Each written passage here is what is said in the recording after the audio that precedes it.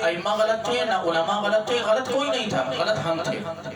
وجہ اس کی یہ کہ آپ کو پولیس میں اور دیگر جتنے بھی ڈپارٹمنٹس ہیں ان میں آپ کو رشوت لینے والے تو نظر آتے ہی ہیں، رشوت لیتے ہوئے لوگ دکھائی تو دیتے ہیں جو آپ سے رشوت لیتے بھی ہیں، آپ کو ایسے ہی وہ لوگ بھی دکھائی دیتے ہیں کہ کسی ایک خاص ڈپارٹمنٹ کا کوئی ایک خاص بندہ آپ کو دکھائی دے گا جو سودی لین دین کرتا ہوگا، رشوت لیتا ہوگا، تو کیا کریں گے؟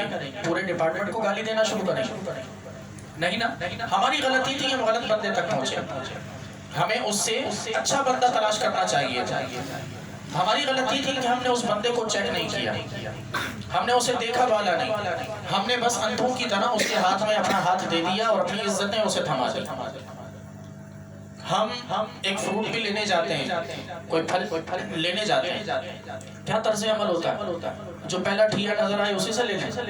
نہیں، پوری مارکیٹ گھومتے ہیں، جہاں سب سے مناسب قیمت میں اور سب سے اچھا پھل بھی ملے گا وہیں سے لے لیں، صرف اس لیے کہ وہاں پیسہ خرچ ہو رہا، جبکہ دین کو ہم نے اتنا لاوارث سمجھ لیا کہ سامنے بیٹھا ہوا پہلا شخص جو نظر آیا ہم نے بس اسے اپنا سب کچھ مان لیا۔ دین بھی اسی طرح کی احتیاط مانگتا ہے، وہاں بھی آپ 10 لوگوں کے پاس جائیں، وہاں بھی آپ 10 لوگوں کے ساتھ اٹھے بیٹھیں، ان کے حالات کو دیکھیں، ان کی سیرت کا مشاہدہ کریں، ان کے کردار کو دیکھیں، ان کی فکر کو دیکھیں، ان کے طرز عمل کو دیکھیں، پھر ان میں جو سب سے زیادہ متقی و پرہیزگار لگے اس کے ہاتھ میں آتے ہیں، پھر کبھی دھوکہ نہیں کھائیں۔ حضور سیدنا غوث اعظم جیلانی علیہ الرحمہ ہمارے لیے بہت ساری باتیں آسان کر گئے۔ وہ فرما گئے کہ مرید کو کسی کے ہاتھ میں ہاتھ دینے سے پہلے اس شخص میں کیا چیزیں دیکھنی چاہیے۔ حضور سیدنا غوث اعظم جیلانی علیہ الرحمہ نے 12 چیزیں بتائیں کہ کسی بھی مرشد میں ان 12 چیزوں کا ہونا ضروری ہے، اور فرمائے کہ لا یجوز للشیخ ان یجلس علی السجادہ، کہ کسی بھی شیخ کے لیے یہ بات جائز نہیں ہے، یہ بات درست نہیں ہے کہ وہ اپنی گدی پر بیٹھے۔ کب تک؟ جب تک کہ یہ 12 چیزیں اس میں نہ پائی جائیں۔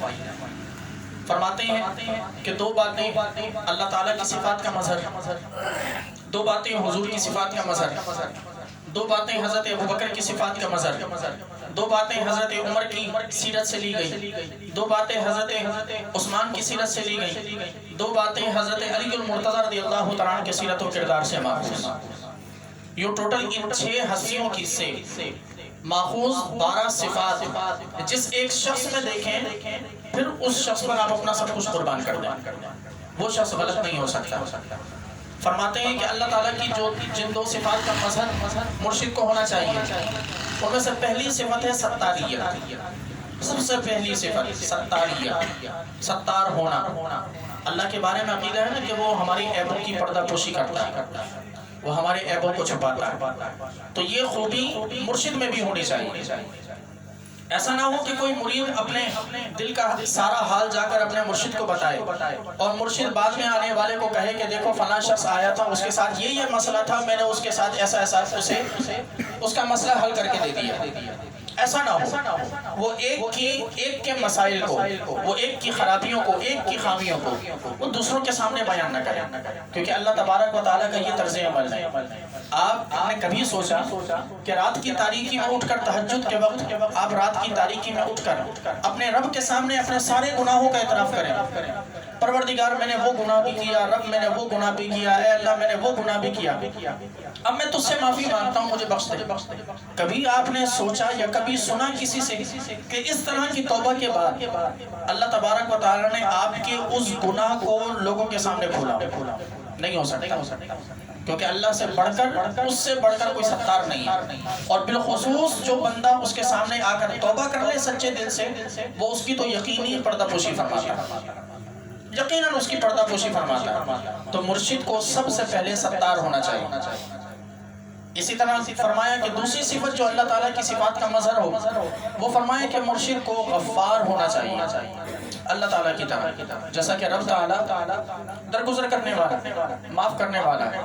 ہزاروں آپ نے گناہ کیے ہوں، اس کے بعد ایک مرتبہ اپنے رب کے سامنے سجدہ ریز ہو کر توبہ کر لیں، اللہ تعالیٰ وہ ایک سجدے کی بدولت، اس ایک سجدے کی وجہ سے آپ کی ہزاروں گناہوں کو معاف فرما دے گا۔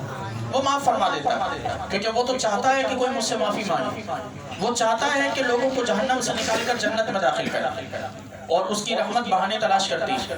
آپ بہانہ دے کر دیکھیں، ایک مرتبہ صرف اس کے سامنے اس کی بارگاہ میں سجدہ ریز ہو کر آنکھوں سے دو آنسو کے 2 قطرے ٹپکا کے دیکھیں، رب اگر زندگی نہ بدل دے تو پھر کہیے، کیونکہ اس کی رحمت بہانے تلاشتی ہے۔ وہ بہانے ہم نے دینے ہوتے ہیں، وہ ہم نے ثابت کرنا ہوتا ہے کہ ہم چاہتے ہیں کہ اس کی رحمت ہمیں ملے۔ تو اللہ تبارک و تعالیٰ جس طرح درگزر فرماتا ہے، بالکل اسی طرح ایک مرشد کو بھی درگزر کرنے والا ہونا چاہیے۔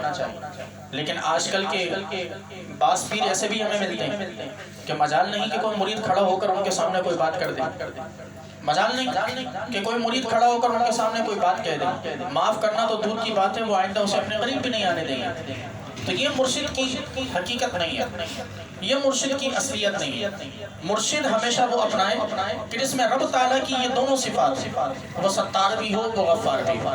پھر فرمایا کہ 2 صفات اس میں حضور کی ہوں، اور میں سے پہلی صفت فرمایا کہ شفقت، جیسے حضور اپنی امت پر شفیق ہیں، مہربان ہیں، ویسے ہی وہ مرشد بھی اپنے مریدین پر مہربان ہے۔ وہ اپنے مرید